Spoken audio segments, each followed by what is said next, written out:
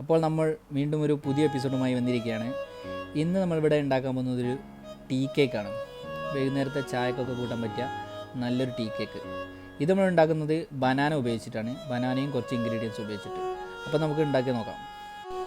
ആദ്യമായിട്ട് 4 റോബസ്റ്റ് പഴം എടുക്കാം. ഇതിനായിട്ട് നിങ്ങൾക്ക് ചെറിയ പഴം ഉപയോഗിക്കട്ടോ. നമ്മുടെ വീട്ടിലുള്ള ചെറിയ പഴങ്ങൾ ഉപയോഗിക്കാം.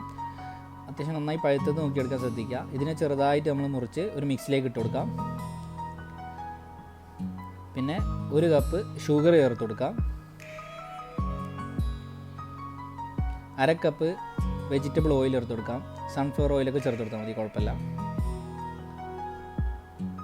4 മുട്ട പൊട്ടിച്ച് ഒഴിച്ച് കൊടുക്കാം. ഞങ്ങൾ വലിയ ക്വാണ്ടിറ്റി ഉണ്ടാക്കുന്നത് കൊണ്ടാണ് ഇത്ര ഒഴിച്ചത്. നിങ്ങൾക്ക് നിങ്ങളുടെ ക്വാണ്ടിറ്റിക്ക് അനുസരിച്ച് ഇതൊക്കെ കുറച്ച് കൊടുക്കാം കേട്ടോ.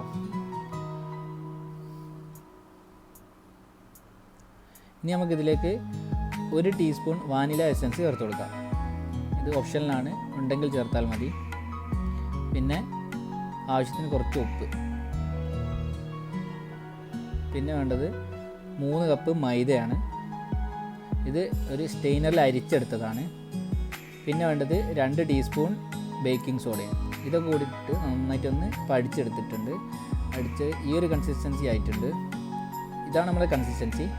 ഇനി നമുക്ക് ഇതിലേക്ക് കുറച്ച് മുന്തിരി ചേർത്ത് കൊടുക്കാം. ഇത് ഓപ്ഷനിലാണ്, നമുക്ക് അടിക്കുമ്പോൾ ഒരു രസത്തിന് വേണ്ടിയിട്ടാണ്. നന്നായിട്ടൊന്ന് ഇളക്കി കൊടുക്കാം. ഇനി നമുക്കൊരു തവ ചൂടാക്കാൻ വെക്കണം. പ്രീ ഹീറ്റ് ഒരു 5 മിനിറ്റ് ചൂടാക്കണം. വേറൊരു പാനിലേക്ക് ചെറിയൊരു ബട്ടർ പേപ്പർ വെച്ചിട്ട് അതിലേക്ക് നമ്മൾ ഉണ്ടാക്കിയ ബാറ്റർ ഒഴിച്ച് കൊടുക്കാം. ഈ ബട്ടർ പേപ്പർ നമുക്ക് വീട്ടിൽ തന്നെ ഉണ്ടാക്കാം കേട്ടോ. ഒരു A4 വട്ടത്തിൽ കട്ട് ചെയ്തിട്ട് ഓയിൽ തേച്ച് കൊടുത്താൽ ബട്ടർ പേപ്പർ റെഡിയാണ്.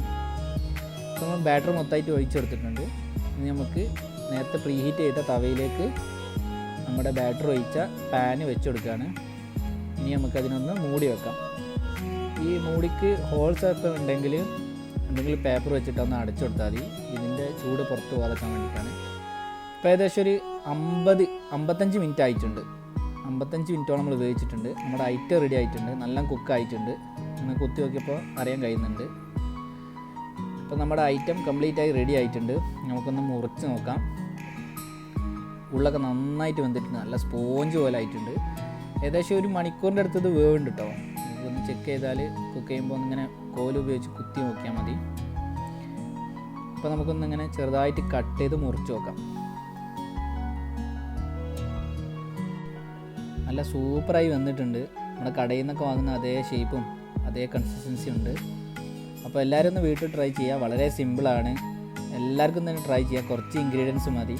അപ്പോൾ ഞങ്ങളുടെ വീഡിയോ ഇഷ്ടപ്പെട്ടാൽ ലൈക്ക് ചെയ്യുക, ഷെയർ ചെയ്യുക, കമൻറ്റ് ചെയ്യുക. നന്ദി, നമസ്കാരം.